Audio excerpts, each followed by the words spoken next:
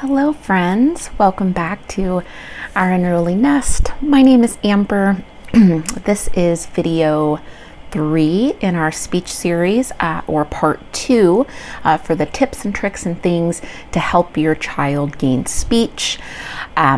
If I look like, another video, I just recorded a morning vlog. If you can hear the monitor in the background, please ignore it. My son is sleeping, and so I do have to listen for him.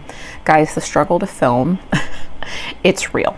So I just have to sneak it in wherever I can. So thank you for your tolerance and your patience. But yeah, so if you are new here, which many people are, my name is Amber. I'm a homeschooling mom of 2. This is a lifestyle channel, motherhood, homeschooling. The speech series is really important to me because my son is diagnosed with several things, but what we will be discussing today is his full body motor planning disorder. Depending on where you live, it is called different things. Here, where I am in middle of nowhere, Kansas, they call it childhood apraxia of speech, but I've also heard it called dyspraxia, apraxia. Anyway, so childhood apraxia of speech is definitely more severe than just a typical speech delay, but the methods for helping that child are pretty much the same.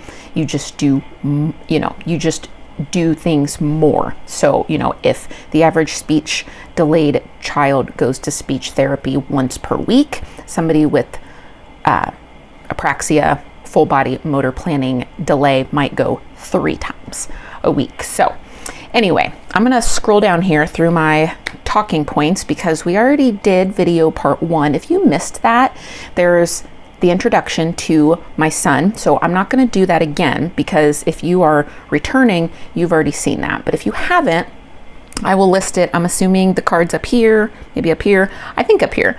But his introduction, which is about 30 minutes worth of just his health story background related to speech. He has many other issues, and then part 1 of the video, I went over the first couple of tips and things that helped him gain speech.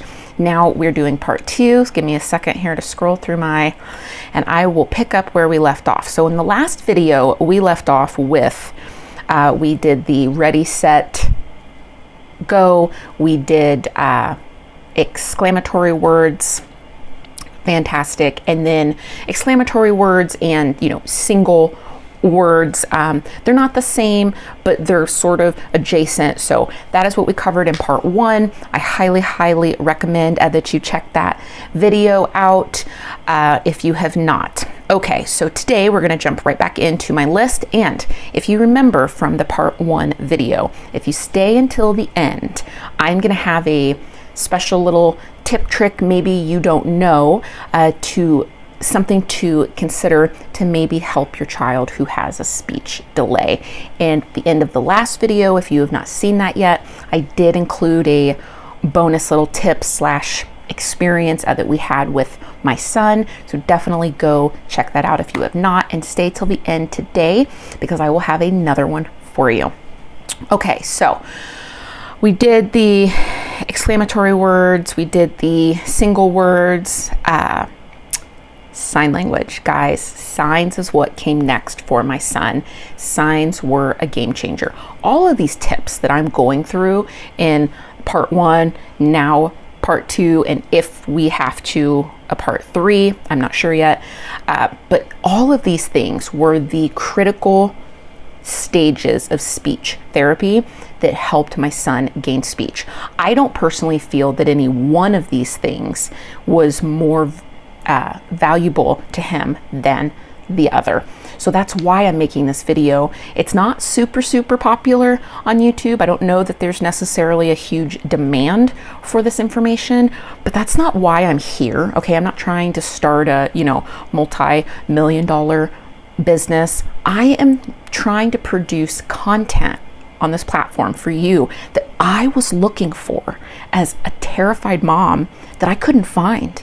So if it helps even one person, these videos, these tips, then the time that I'm taking to film this, edit, I try to edit, not very good at it yet, to upload, the time and energy that I put into this, there is no, monetary gain. It is just because I was that mom who desperately needed help and I didn't know where to turn to.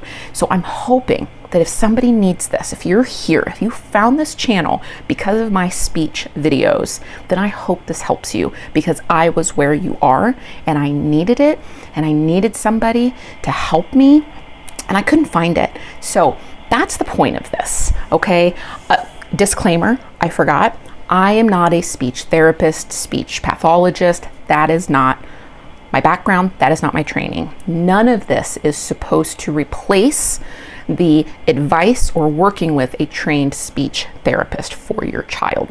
This is simply as a mom who has been through the ringer with her child in a time where the world was shut down because of the virus, right? Speech services, all of his services were either non-existent, the wait lists were super, super long, or they were virtual, which not their fault, but I didn't do anything. I was desperate. So I'm hoping these tips and tricks can give you something to work on, while you're waiting for professional services. Okay? So now that that is all out of the way, the next thing that helped my son more than anything at the time, sign language. Okay. Not every kid will do signs, and that is okay. There are other communication systems, an AC device, right? Where you have an electronic device. If you just want something to use, but that is not expensive, if you have a tablet, you can download an app and they can use it as a way to communicate. You don't have to, have a several hundred or several $1,000 actual AC device. Those are for children who are going to have lifelong communication struggles due to health issues. But just for speech, there are affordable, accessible apps that you can use. I know about them on the iPad because that's what we had. So I will link that below, the app that we did try. It just didn't work for my son, and that's okay. It's a very individual thing. Let me readjust you don't want to look at my robes, right? See my robes? So it just didn't work for him. We also tried the PIC system, PIC maybe? Picture exchange, I don't know, stands for picture exchange, right? Where you have these little laminated images, and when your child wants something, right? Say they want milk. They can sort through their cards, they can hand you the milk one, and they want milk. Yeah, my son was not having that. It's a great system. It works for a lot of kids. My son is just so stubborn. He was like, no, not happening. But signs, he took to like that. And I do believe the reason why it worked so well for him was because my son does not have a receptive speech delay. He understands everything. He always has. Keep in mind, we didn't know that until the last few months, but he was understanding everything.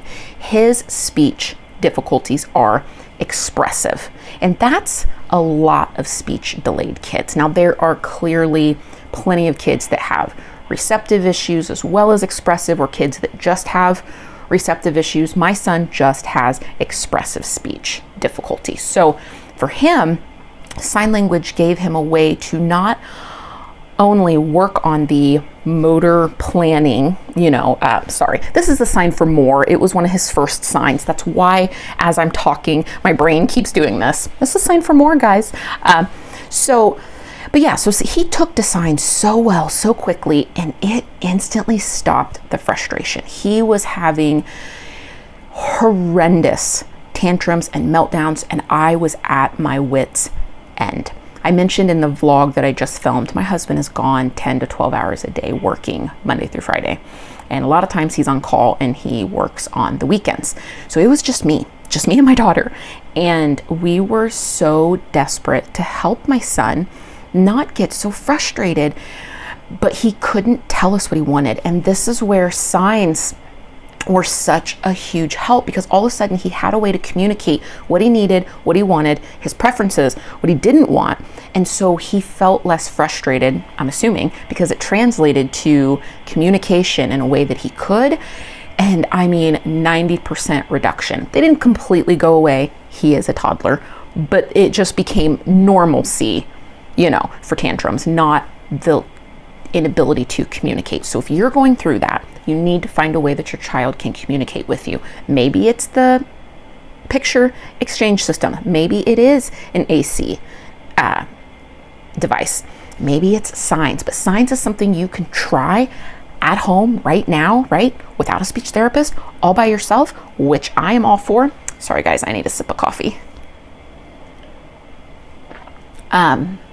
So you can look up baby signs, you know, sign language. One of my favorite YouTubers, Miss Rachel, the name of the channel is Songs for Littles. She actually teaches signs in a targeted toddler way.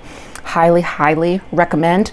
I'm going to list here just some of the favorite signs that my son started with. So of course, look at your child's day-to-day, and you want to try to provide them with signs for those things, right? So some of the most basic ones are eat, and keep in mind, if you show your child a sign, say you show them more, okay, and the only way that they use it is like this, that's okay. As long as you know that when they do this, they're saying more, it still works. Who cares? Like, you're not trying to teach them, you know, proper American Sign Language. You're just trying to give them a way to communicate. So that is totally okay. All right?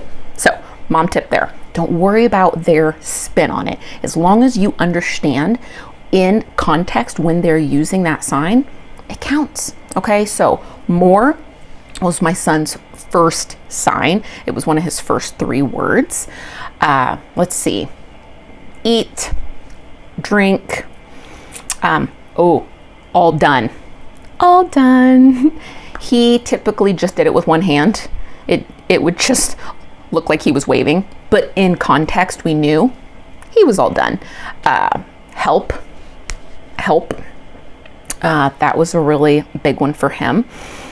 Because he would often need help and he didn't know how to ask. So what we were seeing that the help sign replaced was he would, you know, walk up to me or his sister and he would like yank on us, right? Whether it was our pants, our shirt, our arm, and he'd go, So of course, you understood that he needed something, but you had no idea what it was, right? You know, it was just so frustrating. But if he needed help, right? Help. And then I would say, oh, you need help? You know, yeah, you know, shaking his head. Okay, show me. And then he would run, you know, and then he would point. And it just cut out the frustration for everybody. So I don't even know what signs I've already done. There's water, milk, and of course you can combine signs, right? More, milk. Oh, I have my microphone on, but please on your chest, right? Please, thank you. I'm all about manners, guys, even for a speech delayed kid. And what I love about signs is that once he mastered individual signs, he was able to then put signs together and start, you know, that process of speech before he was actually speaking. So he would go, so he would go like this, and then want, milk, please. Guys, he just signed a sentence to me with manners. And he's not, at the time, he wasn't even verbal yet. Some people call it nonverbal, some people call it pre-verbal, whatever. Point is, the frustration vanished. Signs changed the game for our household. And my husband and I, we got a little bit of sanity back, and let's face it, that's a rarity with young children at home for us moms. So, signs, okay. Water, milk, more, please. You're actually gonna rub your chest, but of course, I have a microphone on. Thank you. I don't know what the sign is for wait, but we just went wait. wait. Want, that's a good one. So I want, and then what have you. My son was super into blocks. Oh, wait, we did this for wait. I think it might actually be this. My son just did it one-handed, just like all done. He would go like this, but again, it was in context. So we knew, I believe want is there, or wait, he just did it one-handed. So we just got used to doing it one-handed. So I still catch myself doing the signs, even though he now has speech. I'll be like, hey, wait, so wait. Potty, I think is this one. He never liked that one. It was super awkward. We just didn't really use it. I thought I had a list here that there was more of them because of course I'm not thinking about it all. Oh, book. My son's obsessed with books. Book. Car. He loves cars, or, we're going to go for a car ride. So he would understand. We did water, milk. I don't remember juice. More, eat, crackers. Like you're cracking on your elbow. Crackers. Help. We already did help, and bubbles were his favorite. So those are some to just get you started. But guys, giving them a way to communicate is critical. An AC device or the picture exchange system is something you would want to do with a speech therapist. The reason why I say to try signs is because it's something you can do at home today without the aid of a speech therapist. Not to say don't get one. I mean, like while you might be waiting, on a waiting list or for evaluation, etc. Okay? All right, next tip, and of course we're already at like 16 minutes, so I'm trying, guys. Touch cues, or you might hear them called tactile cues. This was another one that helped my son tremendously. Now, I want to preface this. I don't know if this is a tip used just for speech delay or if this is something used for children that have suspected motor planning difficulties or dyspraxia, apraxia, childhood apraxia of speech, etc. CAS is what we call it, because saying childhood apraxia of speech is just a mouthful. So I'm just going to refer to it as CAS, but you guys now know what I mean. So we absolutely use these, and it was a game changer for him. We kept plateauing in speech, and when our speech therapist, I actually asked her, because I was doing all of my own research, and I said, what if we try touch cues? And she was like, tactile cues? I'm like, yeah. And she's like, okay. She didn't think he was ready. That's why she hadn't yet started it. But as it turns out, he was. And so I'm just going to read this. What are touch cues in speech therapy? Tactile cueing is a way to show the correct placement of the articulators, mainly the tongue, teeth, and lips, using touch to teach a person to say the correct pronunciation of sounds. This touch could be on the outside of the mouth using a finger, or on the inside of the mouth using a tongue depressor. We've never done the inside of the mouth. We do them the outside of the mouth. So touch cues are most commonly used in children with CAS, like my son. But I do have a few friends whose kids are in speech just with the traditional speech delay, and they use them as well. So I don't think it's unheard of. It might just not be as common.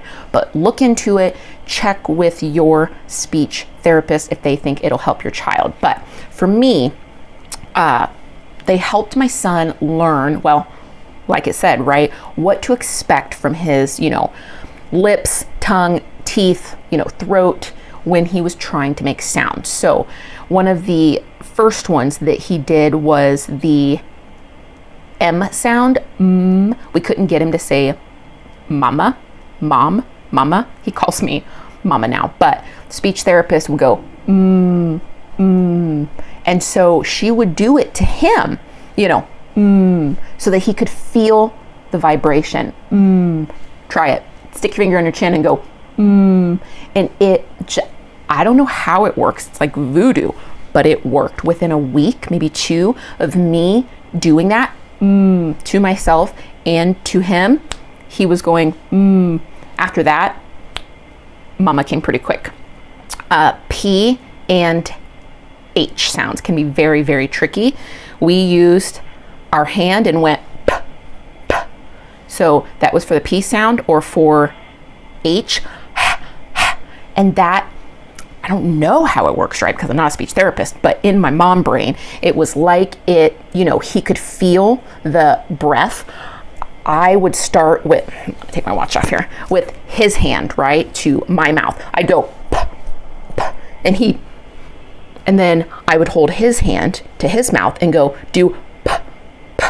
And sometimes he would and sometimes he wouldn't. H was easier for him than P. He mastered H first before P. For H, we did high, right? So I would take his hand to my mouth, high. So I would make the sound with the breath exaggerated a couple of times. Then I would do it a third time, but I would actually say the word high. So he could feel the whole process on his hand. Somehow, guys, let me put my watch back on. It works. So we used high for H. Then it was any H word that we could. Hat, hello, and then he eventually started doing it to himself, or he would walk up, if we were talking and he would stick his hand in front of our mouth, you could just see the wheels turning. Then P. There's so many P words. Pop, of course, it was one of his favorites, with bubbles. Bubbles? Pop! And so we would do it to him, to us. It really helped. And then I mentioned in a last video, his first attempts at talking were, more, but then duck and black. Well, he would say duh or blah. He couldn't say the k. So speech told us to, I guess, her touch cue. I think they can be different, speech therapist to speech therapist, but our speech therapist went k, k. And basically, I think it was just to draw attention to that k, k feeling. If you can see my jowls, but k, k. So it draws attention to it's coming from your throat. So anytime we would, use words like black, he would say black. I wouldn't correct him. I'd say, that's right, black. And he, yeah, blah, blah. Yeah, that's right, Bubba, black, k, duck. I would just add to what he was saying. I wouldn't say, no, that's not right, say black.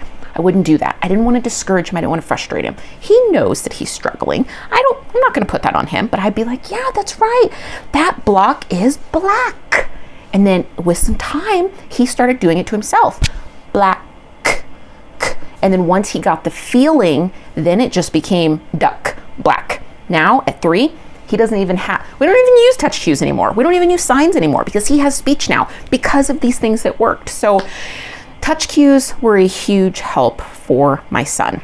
I'm going to leave a YouTube video below of one of my favorite. She is an actual licensed speech therapist. She is amazing. She's one of my favorite YouTubers to watch for speech. She has a whole series on, I think she might actually call them tactile cues. Guys, they're the same thing. I call them touch cues. I think she calls them tactile cues.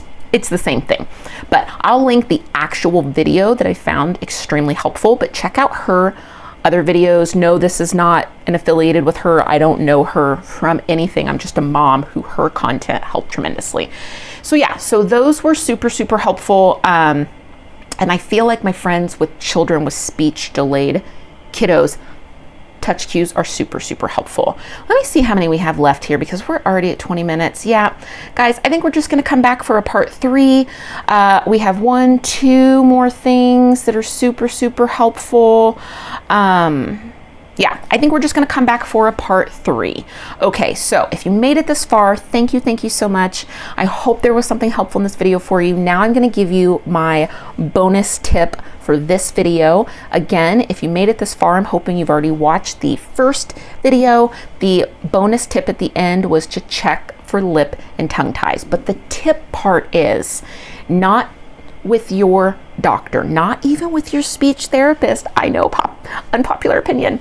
Pediatric dentist or a pediatric orthosurgeon is who you need to check. So watch that video if you haven't. I even left a link to find qualified people around you.